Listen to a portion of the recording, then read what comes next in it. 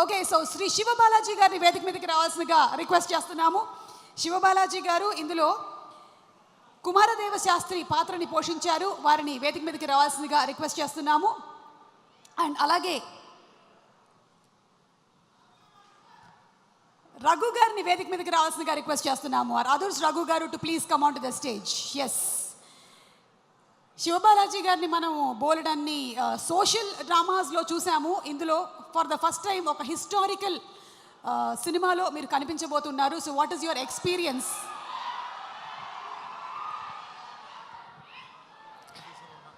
అందరికీ నమస్కారం. ఇండియా మొత్తం తిరిగేసి సినిమా రిలీజ్ దగ్గర వచ్చేసరికి మీ దగ్గరికి వచ్చాము హైదరాబాద్లో. చాలా హ్యాపీగా ఉంది ఈ ప్రోగ్రామ్. అంటే 2 డేస్గా చాలా ఎక్సైటెడ్గా ఉన్నాం మేము టీం అంతా. కన్నప్ప గురించి హైదరాబాద్లో మాట్లాడబోతున్నామని. చాలా ప్లేసెస్లో మన సినిమా గురించి చాలా మాట్లాడాము. మీరందరూ ఫాలో అయ్యారు. టీజర్ నుంచి ఎలా ఈ సినిమా ఇవాల్వ్ అయింది, లాస్ట్కి ట్రైలర్ తోటి ఒక హైప్ క్రియేట్ అయింది. సో ఆ మూమెంట్కి చాలా హ్యాపీగా ఉన్నాం మేము. ఫస్ట్ చెప్పాలంటే experience, it's beautiful experience, wonderful experience. ఇన్ని రోజులు ఇన్ని మూవీస్ చేసింది ఒక ఎత్తు అయితే, ఈ కన్నప్పలో చేయడం ఇంకొక లెవెల్ చెప్పచ్చు. బట్ మూవీ కంటే ఆర్టిస్టుల కంటే అందరి గురించి మాట్లాడనుంది. బట్ ఫస్ట్ మాట్లాడాల్సింది విష్ణు గురించి.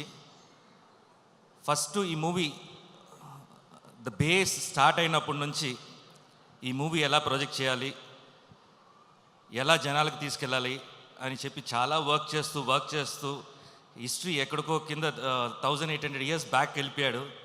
మొత్తం గ్రంథాలంతా తీసి వాటిని ఎలా ప్రొజెక్ట్ చేయాలి, ఎంత అందంగా చూపించాలి, మీకు ఎక్కేలాగా ఎలా చెప్పాలి.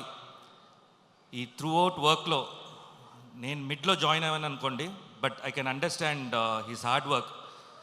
ఒక మ్యూజిక్ కానీ, ఒక సీన్స్ కండక్ట్ చేయడం కానీ, ఆర్టిస్ట్ సెలెక్షన్ విషయంలో కానీ, ఇంతమంది స్టార్ హీరోస్ని ఒక మూవీలో ఈ రోజుల్లో తీసుకురావాలంటే అంత ఈజీ కాదు అది.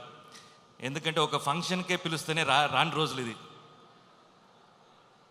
సినిమా తీసేయచ్చు, ఎంతైనా పబ్లిసిటీ చేయొచ్చు. బయట గెస్ట్ని తీసుకురావాలంటే చాలా కష్టం, అంత ఈజీ కాదు, మాకే తెలుస్తుంది. సో బాహుబలిలో ఆ లింగం,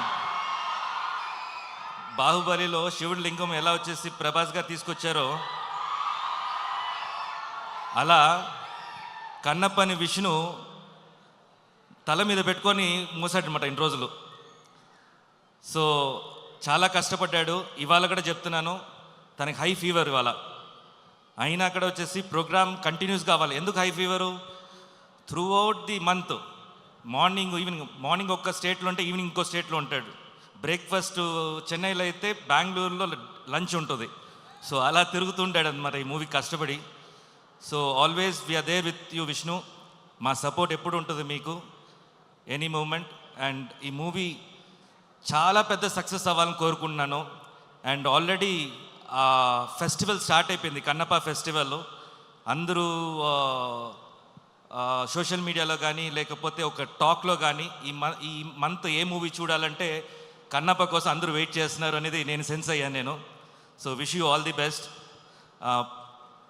ప్రతి ఆర్టిస్టులు ఇక్కడ వచ్చినందుకు ప్రతి ఒక్కరికి మై బెస్ట్ విషెస్ అండి. ఈ మూవీ పెద్ద సక్సెస్ అవ్వాలని మనస్ఫూర్తిగా కోరుకుంటున్నాను. Mohan Babu sir, love you sir.